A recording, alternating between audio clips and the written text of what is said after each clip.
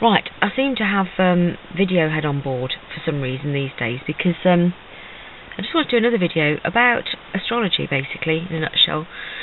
Just to say that with all this 2012 stuff coming on, and the 21st of December and all the rest of it, obviously people are thinking a lot about astrology and what does it mean.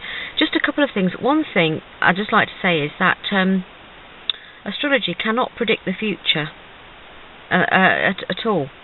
It can say we've got this element might be happening and look at it like this and look at it like that, but nobody knows for sure the outcome. I'll just give you a quick demonstration as to why that's, I'm sure, the case. Because I remember years and years ago, about 1991, something like that, I was really into astrology then, before the internet, and there was this thing called the British Astrological Society, which was at the time, you know, the greatest sort of pinnacle of astrology, if you like.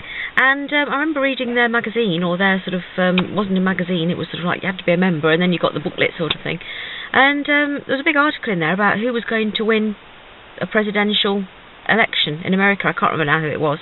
Anyway, basically they clearly said that whoever was going to win, in reality, didn't win. It was the other one that won. And I thought, well, you know the date of the election, you know the birth charts of the people, the candidates, still got it wrong. So point one, astrology does not predict an outcome. The other thing is that, astrology is not complicated. People can talk, astrologers can talk it up, make it sound complicated, so that people think, what on earth are you talking about? I don't understand that. This is true. But just think about astrology like this, if you just want to get into it. It's simple.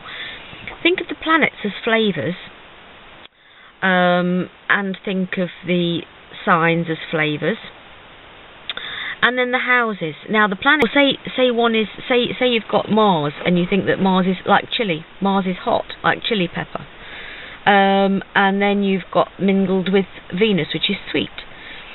So imagine it like cooking. You're blending those energies together. If you've got them blended in a nice way, with it making a nice aspect between them, a harmonious aspect between them, then you can look and see, okay, at the moment we've got that flavour blending nicely with that flavour, and it's going to show up in this house, the area of. And in a nutshell, that's all it is. It's just blending things together. A lot of astrologers can make it sound very complicated, using big words like ascendant and all this kind of thing. It's not that hard, believe me. I'm not scientific in any way, shape or form. One thing that's going to make it easier for you, though, if you do want to look into astrology, that's all is learn the glyphs. Because when you look at things, that's what makes it look complicated. The signs for the planet, you know, the little glyphs, and the glyphs for the signs, because then you can read an ephemeris, because you can see, when you see the sign, I mean Taurus for example is a circle with two little bulls, horns at the top. Aries is a sign like that, like a sort of a down, and a Pisces is two like that with a thing across the middle. When you've learnt the glyphs, sorry, I don't know if you want any of that, when you've learnt the glyphs it's a lot easier. So that's it really. So, you know, If you want to know, like we've seen Venus in the sky, haven't we, at the moment, extremely bright. Now, whatever anybody says about Venus, Venus is a positive planet. Oh, I know what else I wanted to say as well. Generally speaking, Venus is a positive planet. Now, the thing is, any planets in astrology, I know that some of them might be called malefic planets, like Saturn, and some of them might be beneficial planets, like Jupiter, but in actual fact, you know, too much benevolence of anything is a bad thing. It's the pain that makes us grow. Don't be put off by Saturn. For example, I know someone who in their chart has got a grand trine, which is very positive. Now you see, that could put you off. What's a grand trine? A grand trine is when the